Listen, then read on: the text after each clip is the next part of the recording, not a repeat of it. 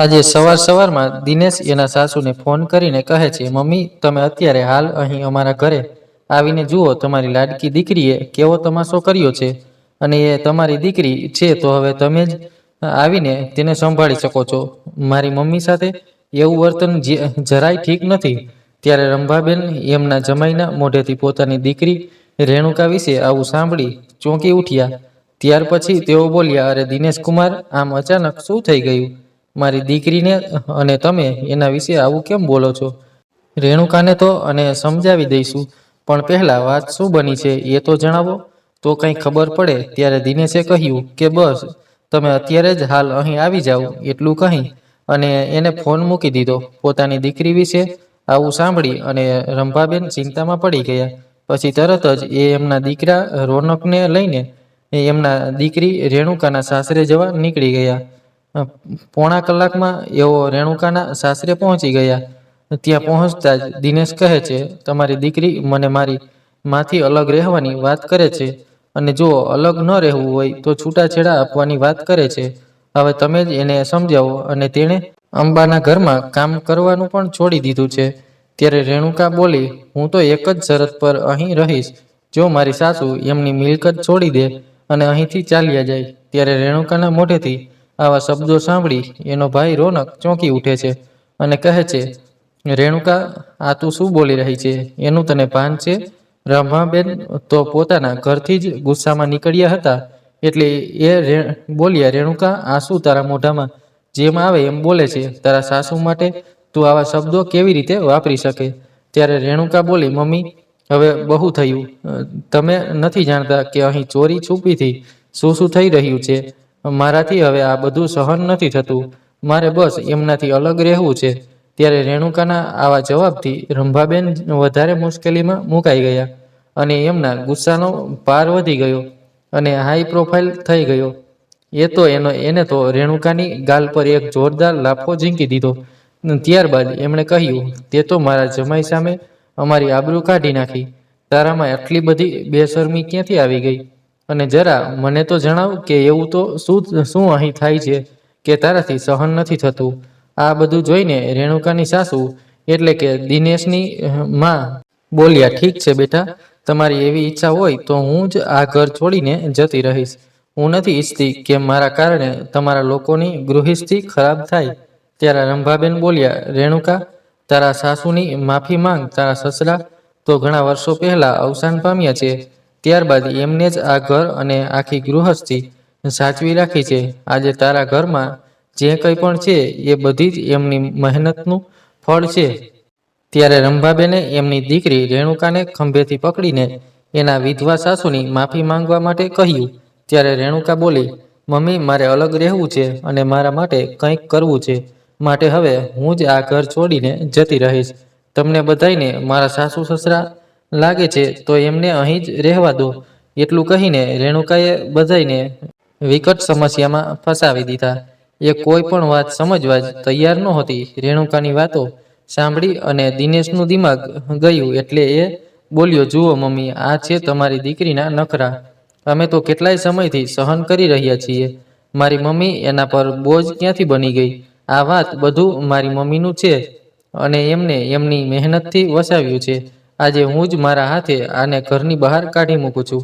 ગુસ્સાના આવેશમાં આવી આજે દિનેશ એના સાસુને પણ અવગણી રેણુકાના વાળ પકડીને એને ખેંચીને દરવાજા સુધી લઈ જાય છે. ત્યારે રંભાબેન અને રોનક દિનેશની પાછળ પાછળ જઈને રેણુકાને છોડાવવાની કોશિશ કરવા લાગ્યા.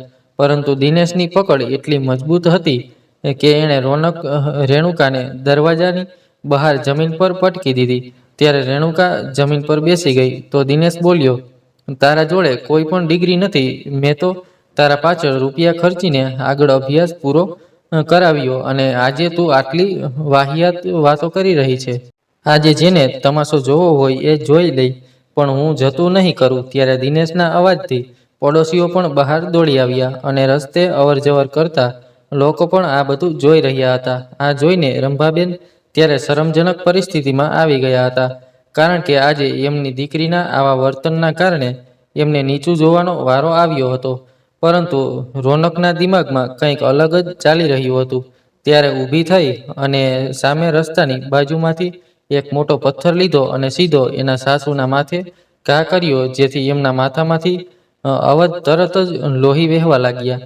ત્યારે રોનકે તાબડતોડ એની ગાડી કાઢી અને દિનેશને એના મમ્મીને ગાડીમાં બેસાડવામાં મદદ કરી. એના મમ્મી સાથે સીધો હોસ્પિટલ તરફ ગાડી દોડાવે છે. હોસ્પિટલમાં ભાનુબેનના માથે ટાંકા લેવામાં આવે છે, દવાઓ તથા ઇન્જેક્શન આપવામાં આવે છે. ત્યારે દિનેશનું મન ઘણું અશાંત હતું અને મનોમન રેણુકાને ધિક્કારી રહ્યો હતો. એ સમયે રેણુકા ન જાણે ક્યાં હતી, એ તો હોસ્પિટલમાં પણ નહોતી આવી. ત્યારબાદ દિવસે ને દિવસે રેણુકાની હરકતો દિનેશને વધારે મુશ્કેલીમાં મૂકી દેતી હતી. એક દિવસ જ્યારે દિનેશ એના ઘરમાં પ્રવેશ કરે છે, ત્યારે એની નજર સામે જે થયું હતું એ જોઈને હોશ ઉડી જાય છે, કારણ કે રેણુકા ત્યારે એના સાસુને ખરાબ ખરાબ ગાળો આપી રહી હતી. એને સંભળાવીને દિનેશ પણ શરમ અનુભવી રહ્યો હતો. રેણુકાના મોઢે આવા શબ્દો હતા કે આ મહેસૂસ ડાકણ મારા જીવનમાં એક કાળી નાગણ જેમ ફેણ માંડીને બેઠી છે. આ અને એની દીકરી બંને આ દુનિયાથી વિદાય લઈ લે તો મારા આત્માને ઘણી શાંતિ મળશે. મારે તારી દીકરી પણ અહીં આવીને હુકમ ચલાવે છે અને તે મને એક નોકરાણી સમજીને રાખી છે. ડોશી, કાન ખોલીને સાંભળી લે. તને આ ઘરની બહાર ધકેલીને જ મારા મનને શાંતિ થશે, અને ત્યાં સુધી હું એટલું કામ નહીં કરું ત્યાં સુધી મને ચેન નહીં પડે. ત્યારે દિનેશના મમ્મી બેઠા બેઠા ચૂપચાપ આ બધું સાંભળી રહ્યા હતા. ત્યારે દરવાજાની બહાર જ આ બધું સાંભળી અને દિનેશના પગ જાણે ત્યાં જ થોભી ગયા હતા. આજે એની પત્ની રેણુકા, કે જે એના મમ્મીને ખરું ખોટું સંભળાવી રહી હતી, એની મમ્મીના માથે પથ્થર મારવાની ઘટના બાદ હવે તો દિનેશ પણ એના સામે જતા ડરતો હતો. જો એની મમ્મી સામે એ રેણુકાને કંઈ પણ કહેતો તો ઘરમાં નવો ઝઘડો ઊભો થઈ જતો. એટલે દિનેશ ત્યારે બહાર ઊભો ઊભો વિચારે છે કે મારી મમ્મી અને બહેનને આવો ખોટો શ્રાપ આપે છે અને જરાય શરમ પણ નથી આવતી, પણ મારી મમ્મી શા માટે કશું બોલતા નથી? હવે એને અંદર જવું તો જવું કેવી રીતે? ત્યારે દિનેશને એ વાત ખબર નહોતી પડતી કે લગ્નના આટલા વર્ષોમાં હમણાં સુધી તો રેણુકાને અને મારી મમ્મી સાથે બધું બરાબર ચાલતું હતું, પણ એવું તો અચાનક શું થઈ ગયું કે રેણુકા મારી મમ્મી સામે આવા અવાયા શબ્દો વાપરે છે અને તે મારી મમ્મીની આટલી બધી વિરોધી થઈ ગઈ. ત્યારે દિનેશ ઘણીવાર રેણુકાને આ વિશે પૂછવા માટે હિંમત કરે છે, પરંતુ રેણુકા કશું જ નથી કહેતી. હવે તો દિવસે ને દિવસે રેણુકાને એના સાસુ પ્રત્યેની નફરત વધતી જાય છે અને દિનેશ વિચારોના વમળમાં ગૂંચાવાતો જાય છે. પણ રેણુકા સાથે વાત કરવી એ શક્ય જ નહોતું. કદાચ વાત કરી પણ લે તો એવી આશા ન રાખી શકાય કે એના સરખો જવાબ આપશે. પરંતુ છેલ્લે વિચારોથી કંટાળીને દિનેશ રેણુકા સાથે આ બાબતે વાત કરવાનો નિર્ણય લઈને રૂમમાં પ્રવેશ કરે છે. ત્યારે રેણુકા એને આવેલો જોઈને શાંત તો થઈ ગઈ, પરંતુ એના ચહેરા પરનો ગુસ્સો સાફ સાફ દેખાઈ રહ્યો હતો. રાત્રે જમ્યા બાદ દિનેશ એના રૂમમાં બેડ પર ફોન લઈને બેઠો હોય છે. ત્યારે તે રેણુકાને કહે છે, રેણુકા, જરા અહીં આવ તો મારે તારી સાથે એક વાત કરવી છે. ત્યારે રેણુકા દિનેશના ચહેરાને હાવભાવ સમજી જાય છે અને કહે છે, હવે પાછું શું થયું? ત્યારે દિનેશ બોલ્યો, તું અહીં જોડે આવીને બેસ તો ખરી. દિનેશના ઘણીવાર કહેવા પર રેણુકા એના જોડે આવીને બેસી ગઈ. ત્યારે દિનેશ બોલ્યો, રેણુકા, ઘણા સમયથી એક પ્રશ્ન મારા મનને કોરી ખાય છે, તો આજે મેં વિચાર્યું કે તને હું પૂછી લઉં. પછી દિનેશ કહે છે, મારી મમ્મી અને તારી એકબીજા સાથે નથી બનતું અને એમની કોઈ પણ વાત તને ગમતી નથી, પરંતુ આ એ જ માં છે, એ જ સાસુ છે જે પહેલાં તને ગમતી હતી અને તે ક્યારેય એમની ફરિયાદ સુધા પણ નહોતી કરી. તો હવે અચાનક એવું શું બન્યું કે તને મારી મમ્મી આટલી નફરત થઈ ગઈ છે? ત્યારે રેણુકા બોલી, હા, પહેલાં બધું સારું હતું, પણ હવે એટલું બોલી અને રેણુકા અટકી ગઈ. ત્યારબાદ એ કહે છે કે આ પ્રશ્નનો જવાબ હું તમને સમય આવીને જરૂર આપીશ. ત્યારે દિનેશના મનમાં બીજો પ્રશ્ન ઉઠ્યો, એટલે એને કહ્યું, મને આશ્ચર્ય તો એ વાતનું થાય છે કે તું મારી મમ્મીને કેટલુંય ખરું ખોટું સંભળાવી દે છે, છતાં પણ મારી મમ્મી ક્યારેય કોઈ ફરિયાદ નથી કરતા. ત્યારે રેણુકાએ કહ્યું, એ જ કહ્યું કે આ પ્રશ્નનો જવાબ માટે પણ તમારે યોગ્ય સમયની રાહ જોવી પડશે. ત્યારે દિનેશના મનમાં વિચારો ક્યાંક ને ક્યાંક રેણુકાના જવાબના સાથે મેળ ખાતા હતા. એના મનમાં હતું જ કે આ ઘટના પાછળ કંઈક તો રહસ્ય છુપાયેલું છે, જે રેણુકાએ આ ક્ષણે પણ મારાથી છુપું રાખ્યું છે અને રાહ જોવા માટે કહ્યું છે. પરંતુ દિનેશ આ રહસ્ય પરથી જલ્દી પડદો ઉઠાવવા માંગતો હતો કે શા માટે મારી મમ્મી રેણુકાના આટલું ખરું ખોટું સંભળાવ્યા છતાં પણ ક્યારેય એક શબ્દ પણ નથી બોલ્યા કે ના ક્યારેય મને કોઈ ફરિયાદ કરી. એક દિવસ દિનેશ એના મમ્મીના મોઢેથી સત્ય બહાર કાઢવાની કોશિશ કરતા હતા કે એના મમ્મી રેણુકા તમને બહુ હેરાન કરે છે. ત્યારે ભાનુબેન બોલ્યા, ના બેટા, એ તો મારું ખૂબ જ ધ્યાન રાખે છે. ક્યારેક થોડું ઘણું બોલી જાય તો એમાં શું ફરક પડે, એ પણ ઘરની દીકરી જ છે. ત્યારે દિનેશ એના મમ્મીની વાત સાંભળી કશું સમજી નહોતો શકતો કે આ શું થઈ રહ્યું છે અને શા માટે થઈ રહ્યું છે. ત્યારે દિનેશ રેણુકાને કહે છે, રેણુકા, મારી મમ્મી તારી કેટલી પ્રશંસા કરે છે અને એક તું છે કે તેમને ખોટા બદનામ કરે છે કે તારા સાસુ છે એમને માન સન્માન આપવું એ બધી તારી ફરજ બને છે. ત્યારે રેણુકા બોલી, માન સન્માન તો હું એમને આપતી જ હતી અને ઘણું આપતી હતી, પણ એમને જઈને પૂછો કે એવું તો શું થયું અને એના પાછળ કોણ જવાબદાર છે. આ બધા અત્યાચારો પાછળ એક મોટું કારણ છે. સમય આવવા દો, તમને બધી જાણ થઈ જશે. ત્યારે દિનેશનું માથું ભમી રહ્યું હતું. એક વિચારી રહ્યો હતો કે આ બધું શું થઈ રહ્યું છે. ત્યારે દિનેશ બોલ્યો, પણ રેણુકા, મારી મમ્મીએ એવું શું કર્યું છે અને તું મને શું કેમ કશું જણાવતી નથી. ત્યારે રેણુકા એ કહ્યું કે રહેવા દો, એ તમે સહન નહીં કરી શકો. અમુક વાતો પર પડદા પડેલા હોય કે જેમાં હાલમાં તમારી આંખો પર પડ્યા છે તમારી માના પ્રેમમાં, જે ક્યારેય જ નહીં ઉઠી શકે. મિત્રો, આ તો રેણુકાની વાત એક રીતે સાચી હતી, પરંતુ દિનેશ એના મમ્મીના વિરુદ્ધ ક્યારેય નહોતો કે પછી એના મમ્મી પર લાગેલા કોઈ પણ આરોપ એ સ્વીકારી પણ નહોતો શકતો અને એ જ કારણે ખાસ રેણુકાએ દિનેશને કશું ન જણાવ્યું. ત્યારે દિનેશ કહે છે, મારી માં ક્યારેય કોઈનું ખોટું ન કરી શકે. બની શકે કે તમે કોઈ વેન થયો હોય.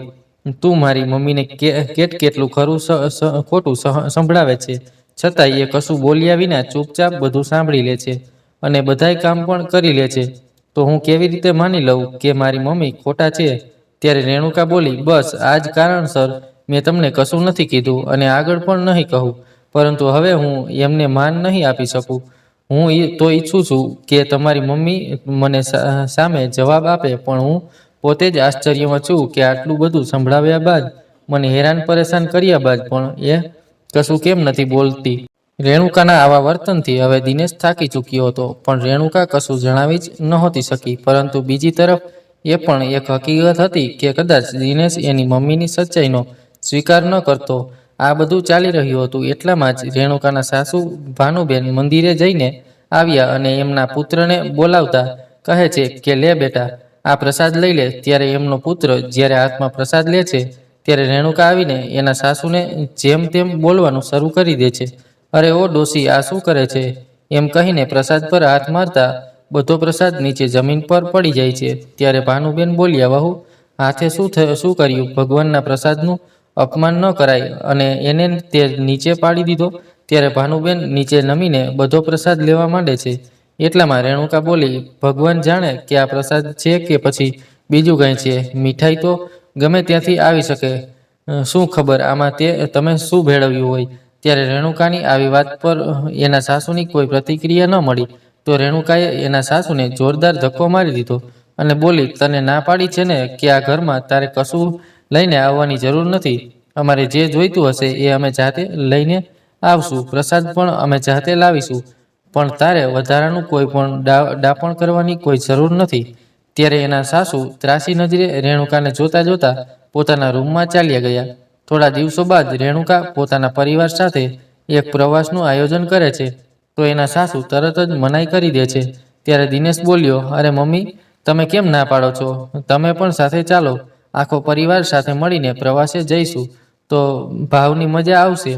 ત્યારે દિનેશ એના મમ્મીને મનાવવાની ઘણી કોશિશ કરે છે, પરંતુ ભાનુબેન સાફ શબ્દમાં ના પાડી દેતા કહે છે કે તમારા પતિ પત્ની અને બાળકો વચ્ચે હું આવીને શું કરીશ? તમે લોકો જઈ આવો, હું તો ઘરે રહીને ઘરની દેખરેખ રાખીશ. ત્યારે રેણુકાને એના સાસુનું એકલા ઘરે રહેવું યોગ્ય ન લાગ્યું, એટલે એને દિનેશને કહ્યું, તમે તમારી મમ્મીને કહો કે અમારા સાથે આવો, એ ઘરમાં એકલા નહીં રહે. એટલે દિનેશ ફરી પાછો એમાં એના મમ્મીને સમજાવે છે, પણ એ નથી માનતા. ત્યારે દિનેશ રેણુને કહે છે કે મારી મમ્મી આપણા મમ્મી સાથે આવવા માટે તૈયાર નથી, તો શું કામ જીદ કરે છે?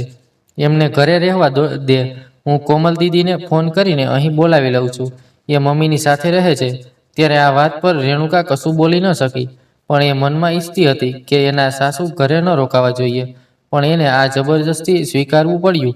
દિનેશ પ્રવાસમાં જવાની બધી તૈયારીઓ કરી ચૂક્યો હતો અને ટેક્સી બુક કરી હતી, તો બધા એની રાહ જોઈ રહ્યા હતા. ત્યારે રેણુકા દિનેશને કહે છે કે મારું તો આ પ્રવાસમાં જવાનું મન જ નથી. એટલે દિનેશ એને પૂછે છે કે કેમ, શું થયું હવે? એટલે રેણુકા પોતાના માથે હાથ મૂકતા બોલી, બસ એમ જ, મનમાં બેચેની જેવું થઈ રહ્યું છે. ત્યારે દિનેશ એને સમજાવતા કહે છે, એ તો થાકના કારણે થતું હશે. ટેક્સી ઉપડે એટલે તું સૂઈ જજે અને થોડો આરામ મળશે. થોડીવાર ટેક્સી આવતા બધા એકઠા થઈ ચૂક્યા હતા. માત્ર ભાનુબેન ઘરે એકલા રહી ગયા હતા. 5 દિવસના પ્રવાસ બાદ બધાય ઘરે એકલા પાછા આવી જવાના હતા. બીજા દિવસે દિનેશના મોબાઈલ પર કોલ આવ્યો. ત્યાં મારી મમ્મીનો અકસ્માત થઈ ગયો છે. કોલ પર આવું સાંભળી અને દિનેશ બેચેન થઈ જાય છે અને તરત ઘરે પરત ફરવાનું નક્કી કરી લે છે. ત્યારે રેણુકા દિનેશને કહે છે કે તે એકવાર મમ્મીના ફોન પર કોલ તો કરી જુઓ. ત્યારે દિનેશ એના મમ્મીના ફોન પર કોલ કરે છે, પણ કોલ નથી લાગતો. બધાને પ્રવાસ પડતો મૂકીને પાછા આવવું પડે છે. ઘરે પહોંચતા સુધીમાં રાત પડી જાય છે. જેવી એના ઘરની બહાર ટેક્સી આવીને ઊભી રહે છે કે દિનેશ તરત પૈસા આપીને સામાન પણ ઉતારવા રહેતો નથી અને તે સીધો પોતાના ઘરની અંદર દોડી જાય છે. રેણુકા અને એના બાળકો બધો સામાન ટેક્સીમાંથી ઉતારે છે. ત્યારે દિનેશ પોતાના ઘરમાં જઈને બૂમો પાડે છે, મમ્મી, ઓ મમ્મી, ક્યાં છે તું? પણ ત્યાં એના ઘરમાં કોઈ નથી હોતું. ઘર આખું ખુલ્લું પડેલું છે, પણ એની નો ક્યાંય પતો નહોતો. એટલે દિનેશ વિચારે છે કે આવું કેવી રીતે બની શકે? મારી આમ ઘર ખુલ્લું મૂકીને કેવી રીતે જઈ શકે? ત્યારે રેણુકા બોલી, અરે તમે ઘરનું છોડો, મને તો તમારી મમ્મીનો વિચાર આવે છે. થોડીવાર બાદ દિનેશની મોટી બેન કોમલ આવે છે, તો દિનેશ એને ઉપરી પ્રશ્નો કરવા માંડે છે. અરે દીદી, મમ્મી ક્યાં છે? હું તો આવીને આખું ઘર ફેંદી વાળ્યો, પણ મમ્મી તો ક્યાંય નહીં મળ્યા. મમ્મી આમ ઘર ખુલ્લું મૂકીને ક્યાં ચાલી ગઈ? ત્યારે કોમલ કહે છે, અરે ભાઈ, મમ્મી અહીં નજીકના હોસ્પિટલમાં દાખલ છે. એમના પગમાં ફ્રેક્ચર થઈ ગયું છે. હું થોડી ઉતાવળમાં હતી તો તાળું મારવાનું ભૂલી ગઈ. એટલે રેણુકા ગુસ્સે થતા બોલી, દીદી, આ તમે શું કહો છો? કાલે તાળું મારવાનું ભૂલી ગયા? શું આ તે કોઈ ભૂલી જવા જેવી વાત છે? તમે તમારા ઘરે પણ આવું જ કરતા હશો. ત્યારે કોમલ બોલી, દિનેશ ભાભીને સમજાવી દે કે અત્યારે મારી સાથે આવી વાતો ન કરે. હું પહેલેથી જ ટેન્શનમાં છું. હવે દિનેશ ગુસ્સે થઈને રેણુકાને કહે છે, રેણુકા, જરાક તો સમજી વિચારીને બોલ. મારી હોસ્પિટલમાં દાખલ છે. આપણી ગેરહાજરીમાં કોમલ દીદીએ એકલા હાથે એમની દેખભાળ રાખી અને તું એમને ગુસ્સો ઉપર ગુસ્સે થઈને મન ફાવે એમ બોલે છે. ત્યારે રેણુકા ગુસ્સામાં બૂમ પાડી બોલી, મેં તો કીધું હતું તમારા મમ્મીને કે અમારી સાથે પ્રવાસમાં ચાલો, પણ એ એકના બે ન થયા અને હવે પોતાનો પગ તોડાવીને બેઠા. હવે શું એમાં પણ મારો દોષ? આટલું સાંભળતા દિનેશનો પીતો ગયો એટલે બોલ્યો, રેણુકા, તું અત્યારે ચૂપ થઈ જા, નહીંતર ગુસ્સામાં મારો હાથ ઉપડી જશે. ત્યારે રેણુકા બોલી, હા, ઉઠાવો મારા પર હાથ, હવે એ જ બાકી રહી ગયું છે. હું બહાર નીચ છું, એટલે તમે મારા પણ દબાણ જ કરશો. ત્યારે દિનેશ બોલ્યો, રેણુકા, હવે મહેરબાની કરીને મને માફ કરી, એમ કહી અને કોમલ સાથે એના મમ્મીને મળવા હોસ્પિટલે ચાલ્યો ગયો. અને રેણુકા બધોય સામાન રૂમમાં મૂકવા માટે ગઈ અને ત્યાં જઈને ચોંકી ઉઠી. રૂમમાં તિજોરી ખુલ્લી પડી હતી અને બધા લોકર પણ ખુલ્લા હતા. એટલે રેણુકા ફટાફટ તિજોરી પાસે જઈને બધું ચેક કરે છે, તો તે માથું પકડીને બેસી જાય છે અને કહે છે કે હે ભગવાન, આ શું થઈ ગયું? એટલે જ ડોશીનો પગ ભાંગ્યો છે. એને જ મારા ઘરમાં ચોરી કરાવી છે અને હવે હોસ્પિટલમાં દાખલ થઈને નાટક બતાવી રહી છે. ત્યારે રેણુકા પોતાના ઘરમાં થયેલી ચોરીથી ઘણી ચિંતામાં હતી. એનો ઘણો સામાન, ઘરેણાં, રોકડ રકમ ચોરી થઈ હતી. બહુ થયું, હવે આ ડોશીનું નાટક. અત્યારે જ એમને બધું કહું છું. પછી રેણુકા ગુસ્સામાં દિનેશને કોલ કરીને કહે છે કે તમારી કોમલ દીદીએ આપણા ઘરમાં ચોરી કરાવી. ઘરે આવીને જોઈ લો, હવે આપના પાસે કશું નથી બચ્યું. બધા લોકર ખાલી થઈ ગયા છે. બધા રૂપિયા, ઘરેણું બધું ચોર લઈ ગયા છે. અને શું તમારી બેન આ રીતે એનું ઘર ખુલ્લું મૂકે છે? ફરે છે. જ્યારે મેં કહ્યું તો એને મરચા લાગ્યા. હવે શું આવીને આપણું નુકસાન ભરપાઈ કરવાની છે. અને પછી થોડી જ વારમાં દિનેશ ઘરે પહોંચી જાય છે અને સાથે કોમલ પણ હોય છે. ત્યારે રેણુકાએ બંનેને ઘરમાં અંદર લઈ જઈને બધું બતાવે છે અને કહે છે કે જુઓ જુઓ, બધું ખાલી થઈ ગયું, કશું બાકી નથી રાખ્યું. આ બધું જોઈને દિનેશનું મગજ ચકડોળે ચડી ગયું. એને સમજ નહોતી પડતી કે શું બોલવું. ત્યારે રેણુકા ગુસ્સેથી બોલી, તમે તમારી કોમલ દીદીને પૂછતા કેમ નથી? ત્યારે કોમલ બોલી, રેણુકા મોં સંભાળીને બોલ, હું તો પછી ઘરમાં આવી હતી, તો હું તો ઘરમાં હતી જ નહીં. આ બધું સૌથી પહેલા તે જોયું છે, તો તું જાણે કે આ બધું ક્યાં ગાયબ થઈ ગયું. કોમલની આવી વાત સાંભળીને રેણુકા ગુસ્સે થઈ ગઈ અને કોમલના ગાલ પર જોરદાર તમાચો મારતા બોલી, મારા પર આરોપ લગાવવાની કોશિશ ન કરતી. ત્યારે રેણુકાના તમાચાથી કોમલ ચૂપ થઈ ગઈ અને દિનેશ આ બધું જોતો જ રહી ગયો. ત્યારે રેણુકા બોલી, એક તો અમારું આટલું બધું નુકસાન થઈ ગયું અને તું મારા પર આરોપ લગાવીને એમ કહેવા માંગે છે કે આ બધું મેં ગાયબ કરીને તારા ઉપર આરોપ લગાવ્યો. રેણુકા ત્યારે ખૂબ જ ગુસ્સામાં હતી. તો દિનેશ આગળ વધીને એનો હાથ જોરથી પકડીને રાખે છે અને એને કોમલ તરફ જતા રોકે છે. પછી દિનેશ બોલે છે, રેણુકા આ વધારે પડતું થઈ રહ્યું છે. આમ મારી દીદીનો કોઈ વાંક નથી હોવા છતાં તારી હિંમત કેવી રીતે થઈ એને લાફો મારવાની? ત્યારે રેણુકા બોલી, હા હવે તમે પણ મને જ કહેશો, પણ હવે હું ચૂપ રહેવાની નથી. હું હમણાં પોલીસમાં ફરિયાદ કરીશ. ત્યારે દિનેશ કોમલ સાથે હોસ્પિટલ જતો રહ્યો. એ રેણુકા સાથે માથાકૂટ કરવા નહોતો માંગતો. બીજા દિવસે રેણુકા પોલીસ સ્ટેશન ખાતે ફરિયાદ નોંધાવવા પહોંચી તો પોલીસ ઇન્સ્પેક્ટર મજાક ઉડાવતા કહે છે કે મેડમ, ઘર ખુલ્લું રાખીને તો તમે ચોરોને સામેથી આમંત્રણ આપ્યું, પછી ચોરી થાય એમાં કોઈ નવાઈ નથી. ત્યારે રેણુકા પોતાનો ગુસ્સો દબાવી બોલી, ઇન્સ્પેક્ટર સાહેબ, ચોરી તો ચોરી જ કહેવાય, પ્લીઝ તમે ચોરને પકડો. ત્યારે ઇન્સ્પેક્ટર કહે છે, સારું, અમે તપાસ કરીએ છીએ. અને હવેથી ઘર ખુલ્લું ન મૂકતા ઇન્સ્પેક્ટર રેણુકાને આશ્વાસન આપીને ઘરે જવાનું કહે છે. પણ રેણુકા સમજી રહી હતી કે ચોર આ રીતે નહીં મળે. એના સાસુ હોસ્પિટલથી ઘરે આવી ચૂક્યા હતા. તો રેણુકાએ એના સાસુ પર નજર રાખવાનું શરૂ કરી દીધું. ભાનુબેન હંમેશા એમની દીકરી સાથે ફોન પર વાતો કરતા રહેતા. તો રેણુકા એમની બધી વાતો છુપાઈને સાંભળતી. એક દિવસ રેણુકા થાકીને ઊંઘી રહી હતી કે ત્યારે કંઈક ખખડવાનો અવાજ આવ્યો. તો એ ચોંકી ઉઠી. એ તરત ધીરેથી દરવાજો ખોલી બહાર જોવા માંડી. એ ખખડાવાનો અવાજ રસોડામાંથી આવતો હતો. એને રસોડામાં જઈને જોયું તો એની આંખો ફાટી ગઈ. રેણુકા એના રૂમમાં આવીને બેસી ગઈ અને કંઈક વિચારવા માંડી. થોડી વાર બાદ એનો ફોન લઈને એના સાસુના રૂમ તરફ ગઈ અને ત્યારે એના સાસુનો હળવો હળવો અવાજ બહાર સુધી આવી રહ્યો હતો. જે સાંભળી અને રેણુકાને વિશ્વાસ નહોતો થતો. એ વિચારી રહી હતી કે આવું પણ કોઈ કેવી રીતે કરી શકે. આ બધું સાંભળી એના નફરત ભાવ વધી રહ્યો હતો.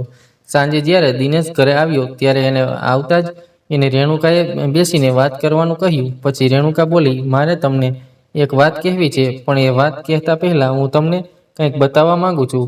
એમ કહી એને એના ફોનમાં કશુંક બતાવવાનું શરૂ કર્યું. ફોન જોઈને દિનેશની આંખો ફાટી ગઈ અને એના ચહેરાનો રંગ ઉડી ગયો. ત્યારે રેણુકા બોલી, હજુ તો ઊભા રહો, તમને કંઈક સંભળાવવાનું પણ બાકી છે, એમ કહી અને એને ફોન રેકોર્ડિંગ શરૂ કરીને દિનેશને સંભળાવ્યું. રેકોર્ડિંગ સંભળાવ્યા બાદ દિનેશ ગુસ્સેથી લાલચોળ થઈ અને મમ્મીના રૂમમાં પહોંચ્યો અને બોલ્યો, મમ્મી, તમારા પાસેથી મેં આવી આશા ક્યારેય નહોતી રાખી. એટલે ભાનુબેન બોલ્યા, અરે બેટા, શું થયું? એમ કહીને ઊભા થવાનો પ્રયત્ન કરે છે. તો દિનેશ કહે છે, મમ્મી, હવે તમે તમારું આ બધું નાટક બંધ કરો, મને બધી ખબર પડી ગઈ છે. એમ કહી એને રેણુકાના ફોનમાં થયેલું વિડીયો રેકોર્ડિંગ શરૂ કરીને એમની સામે મૂકી દીધું. જેમાં ભાનુબેન રાત્રે રસોડામાં પોતાના રૂમમાં આરામથી ચાલીને ગયા હતા. એમના પગમાં કોઈ તકલીફ નહોતી. એટલે દિનેશ કહે છે કે મમ્મી, એક વસ્તુ હજુ છે તમને સંભળાવવા માટે. તે સંભળાવીને મારી આંખો પરના પાટા પણ હટી ગયા. એટલે કહીએ અને દિનેશે ફોનનું રેકોર્ડિંગ શરૂ કર્યું. એ રેકોર્ડિંગ શરૂ થતાં ભાનુબેનનો અવાજ આવે છે. આ રેકોર્ડિંગ કોમલ અને ભાનુબેન વચ્ચે થયેલી વાતચીતનું હતું. વાતચીત કંઈક આવી હતી, કોમલ, હવે રેણુકા પોતે જ જતી રહેશે. તું બધા ઘરેણાં સાચવીને તારા જોડે રાખજે અને હા, ડૉક્ટરને પણ વેનું મોહ બંધ રાખવા માટે અત્યારે જ તું રૂપિયા આપી દેજે, પછી હું તને આપી દઈશ. આ રેણુકાને તો હું ઘરની બહાર કાઢીને શાંતિનો શ્વાસ લઈશ. ત્યારે દિનેશના મમ્મી ભાનુબેનના પગ નીચેથી જમીન સરકી ગઈ. આજે એના દીકરા સામે જ એમનો પડદો ફાસ થયો. રેણુકા આજે એના મનની વાત કહી દીધી અને એના જોડે સચ્ચાઈના બધા જ સબૂત દિનેશની સામે હતા. એના કારણે દિનેશને એની મમ્મી અને બહેનથી સખ્ત નફરત થઈ ચૂકી. ત્યારે રેણુકા દિનેશને કહે છે, તમે પૂછતા હતા અને આ લોકો સાથે મારો વ્યવહાર કેમ બદલાઈ ગયો? તો આના પાછળનું કારણ આ હતું. મને ઘણીવાર એના પર શંકા થઈ હતી, પણ તમારે મારી જોડે કોઈ સબૂત નહોતું. જ્યારે મેં એમની વાતો કરી તો ત્યારે એ તમારા સાથે મારા જોડે મીઠા બનીને રહેવા લાગ્યા, જેથી હું તમને કંઈ કહેતી તો પણ તમને એના પર શંકા ન થતી, અને આટલા માટે જ હું અલગ રહેવા માંગતી હતી. ત્યારે ભાનુબેન દિનેશના સામે ઘણી માફી માંગે છે, પણ આ વખતે એનું દિલ પીગળવાનું નહોતું. હવે ખરેખર રેણુકા સાથે અલગ રહેવા જતો રહ્યો અને ભાનુબેન માફી માંગતા રહી ગયા, અને આજે તો એમના કર્મોની સજા હતી. તો મિત્રો, આ કહાની કેવી લાગી એ કોમેન્ટ બોક્સમાં જરૂર જણાવજો. અને જો કહાની પસંદ આવી હોય તો વિડીયોને લાઈક કરીને વધુમાં વધુ શેર પણ કરજો. તેમજ તમે આવી અવનવી કહાની સાંભળવા માંગતા હોય તો આ ચેનલને સબસ્ક્રાઈબ જરૂરથી કરી લેજો, જેથી અમારા નવા વિડીયોની માહિતી તમારા સુધી સૌથી પહેલાં પહોંચે. તો ચાલો મિત્રો, હવે મળીશું એક નવી કહાની સાથે. ત્યાં સુધી તમામ મિત્રોને જય શ્રી કૃષ્ણ, રાધે રાધે, હર હર મહાદેવ. હર કહાનીને અંત સુધી સાંભળવા માટે તમારો ખૂબ ખૂબ આભાર.